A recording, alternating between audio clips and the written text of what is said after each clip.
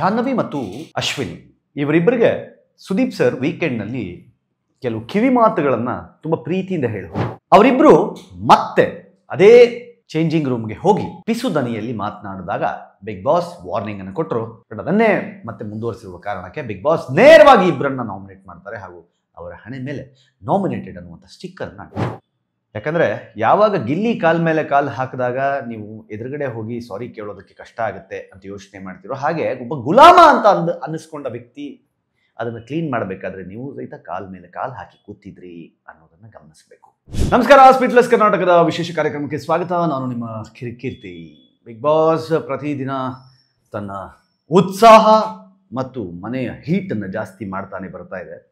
So ಹೀಗಿರುವಾಗ ನಿನ್ನೆ episode ಬಹಳಷ್ಟು ಕುತೂಹಲಕ್ಕೆ ಕಾರಣವಾಗಿದ್ದು, ವಾರದ ಆರಂಭದಲ್ಲೇ ಇಬ್ಬರು ಮನೆಯಿಂದ ನೇರವಾಗಿ ನಾಮಿನೇಟ್ ಆಗಿದ್ದು. ಇದು ಮನೆಯವರು ಮಾಡಿದ್ದಲ್ಲ, ನೇರವಾಗಿ ಬಿಗ್ ಬಾಸ್ ನಾಮಿನೇಟ್ ಮಾಡಿದ್ದು. ಇದಕ್ಕೆ ಕಾರಣವಾಯಿತು ಜಾಹ್ನವಿ ಮತ್ತು ಅಶ್ವಿನಿ ಇವರಿಬ್ಬರಿಗೆ ಸುದೀಪ್ ಸರ್ ವೀಕೆಂಡ್ನಲ್ಲಿ ಕೆಲವು ಕಿವಿ ಮಾತುಗಳನ್ನು ತುಂಬ ಪ್ರೀತಿಯಿಂದ ಹೇಳಿ ಹೋಗಿದ್ರು. ನೋಡಿ, ಚೇಂಜಿಂಗ್ ರೂಮ್ ಇರೋದು ಪರಸ್ಪರ ಮಾತಾಡ್ಕೊಳ್ಳಿಕ್ಕಲ್ಲ, ಅದು ಚೇಂಜ್ ಮಾಡಲಿಕ್ಕೆ ಅಷ್ಟೇ. ಅಲ್ಲಿ ನೀವು ಯಾವುದೇ ಚರ್ಚೆಯನ್ನು ಮಾಡಬಾರ್ದು ಅನ್ನುವ ವಿಷಯವನ್ನು ತುಂಬ ಸ್ಪಷ್ಟವಾಗಿ ಹೇಳಿದ ಮೇಲೂ ಸಹಿತ ಅವರಿಬ್ಬರು ಮತ್ತೆ ಅದೇ ಚೇಂಜಿಂಗ್ ರೂಮ್ಗೆ ಹೋಗಿ ಪಿಸು ದನಿಯಲ್ಲಿ ಮಾತನಾಡಿದಾಗ ಬಿಗ್ ಬಾಸ್ ವಾರ್ನಿಂಗ್ ಅನ್ನು ಕೊಟ್ಟರು. ಅಶ್ವಿನಿ ಮತ್ತು ಜಾಹ್ನವಿ ಪಿಸು ದನಿಯಲ್ಲಿ ಮಾತಾಡಬಾರ್ದು ಅಂತ. ಫಸ್ಟ್ ಆಫ್ ಆಲ್ ಒಳಗಡೆ ಹೋಗಿ ಮಾತಾಡಿದ್ದೇ ತಪ್ಪು, ಯಾಕಂದರೆ ಅಲ್ಲಿ ಕ್ಯಾಮ್ರಾಸ್ ಇರೋದಿಲ್ಲ ಚೇಂಜಿಂಗ್ ರೂಮ್ನಲ್ಲಿ. ಎರಡನೇದು, ಅಲ್ಲಿ ಪಿಸು ದನಿಯಲ್ಲಿ ಮಾತಾಡಿದ್ದು. ಅದೇ ವಿಚಾರಕ್ಕೆ ಒಂದು ದಿನದ ಹಿಂದೆ ಮಾತ್ರ ಚರ್ಚೆ ಆಗಿದೆ. ಒಂದೇ ಒಂದು ದಿನದ ಹಿಂದೆ ಸುದೀಪ್ ಸರ್ ಹೇಳಿದರು ತುಂಬ ಸ್ಪಷ್ಟವಾಗಿ, ಮಾಡಬಾರ್ದು ಅದನ್ನು ಅಂತ. ಬಟ್ ಅದನ್ನೇ ಮತ್ತೆ ಮುಂದುವರಿಸಿರುವ ಕಾರಣಕ್ಕೆ ಬಿಗ್ ಬಾಸ್ ನೇರವಾಗಿ ಇಬ್ಬರನ್ನ ನಾಮಿನೇಟ್ ಮಾಡ್ತಾರೆ ಹಾಗೂ ಅವರ ಹಣೆ ಮೇಲೆ ನಾಮಿನೇಟೆಡ್ ಅನ್ನುವಂಥ ಸ್ಟಿಕ್ಕರ್ನ ಅಂಟಿಸ್ತಾರೆ. ಇದು ಮನೆಗೆ ಬಹಳ ದೊಡ್ಡ ಪೆಟ್ಟು ಕೊಡುತ್ತೆ. ಮನೆಯವರೆಲ್ಲರೂ ತುಂಬ ಖಡಕ್ಕಾಗಿ ಇದಕ್ಕೆ ರೆಸ್ಪಾಂಡ್ ಮಾಡ್ತಾರೆ. ಆದರೆ ಯಾವಾಗ ಬಿಗ್ ಬಾಸ್ ಇವರಿಬ್ಬರು ಮಾತಾಡಿರುವ ವಿಟಿಯನ್ನು ತೋರಿಸಿ ಅವರಿಗೆ ಬಹಳ ತೀಕ್ಷ್ಣವಾದ ಎಚ್ಚರಿಕೆಯನ್ನು ಕೊಡ್ತಿದ್ರು, ಆ ಸಮಯದಲ್ಲಿ ಜಾಹ್ನವಿ ಮತ್ತು ಅಶ್ವಿನಿ ಅವರು ಅದನ್ನು ತುಂಬ ಸಿಲ್ಲಿಯಾಗಿ ತಮಾಷೆಯಾಗಿ ತಗೊಂಡು ನಗಾಡೋಕೆ ಶುರು ಮಾಡಿದ್ರು. ಇನ್ಫ್ಯಾಕ್ಟ್ ಬಿಗ್ ಬಾಸ್ ಅದನ್ನು ತುಂಬ ಖಡಕ್ಕಾಗಿ ಹೇಳ್ತಾ ಇರಬೇಕಾದ್ರೆ ಅವರು ಅದನ್ನು ಸೀರಿಯಸ್ ಆಗಿ ತಗೊಂಡು ಅದಕ್ಕೆ ರಿಯಾಕ್ಟ್ ಮಾಡಿದ್ದಿದ್ರೆ ಗೊತ್ತಾಗದೆ. ಅವ್ರು ಹೇಳ್ತಾ ಇರೋ ಪ್ರಕಾರ ಬ್ಲೌಸ್ನಲ್ಲಿ ತುಂಬ ಹುಕ್ಗಳಿತ್ತು. ಆ ಹುಕ್ಗಳನ್ನು ತೆಗೆಯೋ ಸಂದರ್ಭದಲ್ಲಿ ಹುಕ್ ತೆಗೆಯೋದ್ರ ಬಗ್ಗೆ ಬಿಗ್ ಬಾಸ್ ಏನು ಹೇಳಿಲ್ಲ. ಹುಕ್ ತೆಗೆಯೋದು ನೀವು ಆರಾಮ್ಸೆ ನಿಮ್ಮ ಪಾಡಿಗೆ ನೀವು ಕೆಲಸ ಮಾಡ್ಕೋಬೋದಿತ್ತು. ಆದರೆ ಅದ್ರ ಒಳಗಡೆ ಪಿಸು ದನಿಯಲ್ಲಿ ಮಾತಾಡಿದ್ದು ಬಿಗ್ ಬಾಸ್ ಮೂಲ ನಿಯಮಕ್ಕೆ ವಿರುದ್ಧವಾದದ್ದು ಅನ್ನೋದು ಬಿಗ್ ಬಾಸ್ನ ವಾದ ಅಲ್ಲ, ದಟ್ಸ್ ಅ ಫ್ಯಾಕ್ಟ್. ನಾನು ಸಹಿತ ಅದೇ ಮನೆಯಲ್ಲಿ ಇದ್ದು ಬಂದವನು. ನಮಗೂ ಈ ತರಹದ ಏನು ಪಿಸು ದನಿಯಲ್ಲಿ ಮಾತಾಡಿದಾಗ ಅಥವಾ ಮೈಕ್ ಇಲ್ಲದೆ ಮಾತಾಡಿದಾಗ ನಮ್ಮನ್ನು ನೇರವಾಗಿ ಬಿಗ್ ಬಾಸ್ ಹೇಳಿದ್ದು ಇದೆ. ಹಾಗೆಯೇ ಬಟ್ ಇಲ್ಲೇನು ವಿಶೇಷ ಅಂತಂದರೆ, ಯಾವ ಚೇಂಜಿಂಗ್ ರೂಮ್ಗೆ ಹೋಗಿ ಮಾಡಬಾರ್ದು ಅಂತ ಸುದೀಪ್ ಸರ್ ಹೇಳಿದ್ರು, ಅದೇ ಚೇಂಜಿಂಗ್ ರೂಮ್ಗೆ ಹೋಗಿ ಮತ್ತೆ ಅದೇ ಕೆಲಸವನ್ನು ಮಾಡಿದ್ದು ಬಿಗ್ ಬಾಸ್ ಮನೆಯಲ್ಲಿ ಬಹಳ ದೊಡ್ಡ ಮಿಸ್ಟೇಕ್ ಆಗಿ ಕಾಣ್ತಾ ಇದೆ. ಅಟ್ ದ ಸೇಮ್ ಟೈಮ್ ನಿನ್ನೆ ಮತ್ತೊಂದು ಬಹಳ ಇವತ್ತು ಸೋಷಿಯಲ್ ಮೀಡಿಯಾದಲ್ಲಿ ಚರ್ಚೆ ಆಗ್ತಿರುವ ವಿಷಯ ಏನು ಅಂತಂದರೆ, ಗಿಲ್ಲಿ ಕಾಲ್ ಮೇಲೆ ಕಾಲು ಹಾಕ್ಕೊಂಡು ಅಶ್ವಿನಿ ಅವರಿಗೆ ಅವರು ಕ್ಷಮೆ ಕೇಳುವ ಸಂದರ್ಭದಲ್ಲಿ ಕಾಲ್ ಮೇಲೆ ಕಾಲು ಹಾಕೊಂಡು ಕೂತಿದ್ದ ಅಂತ. ಆದರೆ ಸೋಷಿಯಲ್ ಮೀಡಿಯಾದಲ್ಲಿ ಬೆಳಗ್ಗೆಯಿಂದ ಬಹಳಷ್ಟು ಬೇರೆ ಬೇರೆ ಟ್ರೋಲ್ಗಳನ್ನು ಮತ್ತು ಮೀಮ್ಸ್ಗಳನ್ನು ನಾವು ನೋಡ್ತಾ ಇದ್ದೀವಿ. ಅದರಲ್ಲಿ ತುಂಬ ಸ್ಪಷ್ಟವಾಗಿ ಗೊತ್ತಾಗ್ತಾ ಇದೆ, ಯಾವಾಗ ಗಿಲ್ಲಿ ನಟ ಅವರನ್ನು ಗುಲಾಮ ಅಂತ ಹೇಳಿ ಮನೆ ಎಲ್ಲ ಕೆಲಸಗಳನ್ನು ಎಲ್ಲರೂ ಮಾಡಿಸ್ಬಹುದು ಅಂತ ಹೇಳಿದಾಗ, ಗಾರ್ಡನ್ ಏರಿಯಾದ ಒಂದು ಪುಟ್ಟ ಟೀ ಟೇಬಲ್ನ ಕ್ಲೀನ್ ಮಾಡಬೇಕು ಅನ್ನೋ ವಿಚಾರ ಬಂದಾಗ ಅಶ್ವಿನಿ ಅವರು ಕಾಲ್ ಮೇಲೆ ಕಾಲು ಹಾಕ್ಕೊಂಡೇ ಗಿಲ್ಲಿಗೆ ಹೇಳ್ತಾರೆ, ಒರ್ಸು ಇದನ್ನು ಅಂತ.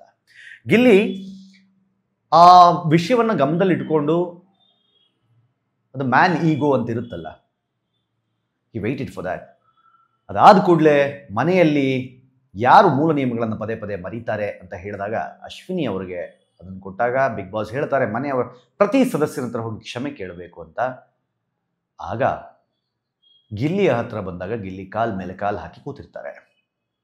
ಅಶ್ವಿನಿ ಅವರು ಹೇಳ್ತಾರೆ ಕಾಲ್ ಕೆಳಗಿಳಿಸು ನಿಂದು ಅಂತ.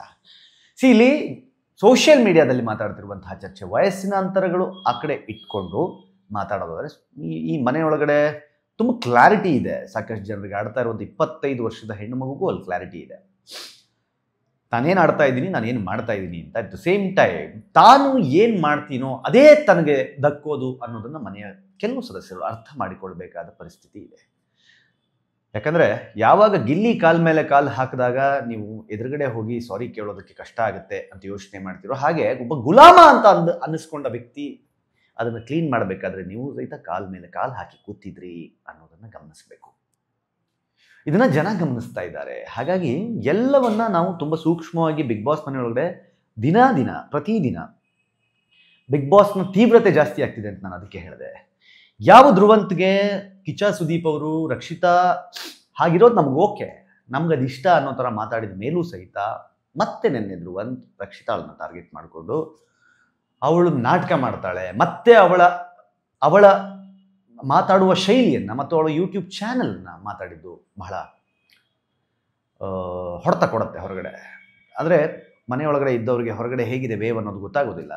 ಹಾಗಾಗಿ ಧ್ರುವಂತ್ ಅವಳ ಫ್ಯಾನ್ಸ್ನೆಲ್ಲ ಈ ವಾರ ನನಗೆ ಕೊಟ್ಟುಬಿಟ್ಲು ಅನ್ನೋ ವಾರದಲ್ಲಿ ಮಾತಾಡ್ತಿದ್ರು. ಆದರೆ ಹೊರಗಡೆ ಏನು ನಡೀತಿದೆ, ಏನು ವೇವ್ ಇದೆ ಅನ್ನೋದು ಅವ್ರಿಗೆ ಗೊತ್ತಿಲ್ಲ. ಅಟ್ ದ ಸೇಮ್ ಟೈಮ್ ಇನ್ನೊಂದು ನೆನ್ನೆ ತುಂಬ ಸೂಕ್ಷ್ಮವಾಗಿ ಅರ್ಥ ಮಾಡಿಕೊಳ್ಳಬೇಕಾಗಿದ್ದು, ಇವತ್ತು ಮಾಧ್ಯಮಗಳು ಮತ್ತು ಸೋಷಿಯಲ್ ಮೀಡಿಯಾ ಅದನ್ನು ತುಂಬ ಜೋರಾಗಿ ಸದ್ದು ಮಾಡ್ತಾ ಇದೆ. ಏನಪ್ಪ ಅಂತಂದರೆ, ಗಿಲ್ಲಿ ಮನೆಯೊಳಗಡೆ ಹೋಗಿ ಅವರು 3 ಜನ ಇದ್ದಾಗ ಇನ್ನೊಂದು ರೂಮ್ನಲ್ಲಿ ಧ್ರುವಂತ್ ಜೊತೆಗಿದ್ದವರು ಪ್ರತಿ ವಾರ ಎಲಿಮಿನೇಟ್ ಆಗಿ ಹೊರಗಡೆ ಹೋಗ್ತಿದ್ದಾರೆ, ನೀವು ಹುಷಾರು ಅಂತ ಹೇಳಿ ತಮಾಷೆ ಮಾಡಿ ಹೊರಗೆ ಬರುವ ಸಂದರ್ಭದಲ್ಲಿ ನೀನು ಅಮಾವಾಸ್ಯೆ ಜೊತೆಗಿದೆಯಾ ಅಂತ ಹೇಳಿದ್ದು ಬಹಳ ಚರ್ಚೆಗೆ ಕಾರಣ ಆಗಿದೆ.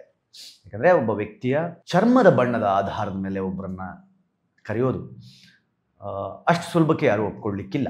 ಸೊ ಹಾಗಾಗಿ ಅಶ್ವಿನಿ ಅವರಿಗೆ ಅದೊಂದು ವರ್ಡ್ ಈ ವಾರದ ಕೊನೆಯಲ್ಲಿ ಸುದೀಪ್ ಅವರಿಂದ ಬಹಳ ದೊಡ್ಡ ಕ್ಲಾಸ್ಗೆ ಕಾರಣ ಆಗಬಹುದು ಅಂತ ನನಗೆ ಅನಿಸುತ್ತೆ. ಹವೆವರ್, ಇವತ್ತಿನ ಎಪಿಸೋಡ್ ಮತ್ತಷ್ಟು ಗರಿಗೆದರಲ್ಲಿದೆ ಅನ್ನೋದು ಪ್ರೊಮೋ ನೋಡಿದ್ರೆ ಗೊತ್ತಾಗ್ತಾ ಇದೆ. ಏನಾಗುತ್ತೆ, ಏನು ಕತೆ ನೋಡೋಣ. ನಿಮ್ಗೇನು ಅನಿಸ್ತಾ ಇದೆ?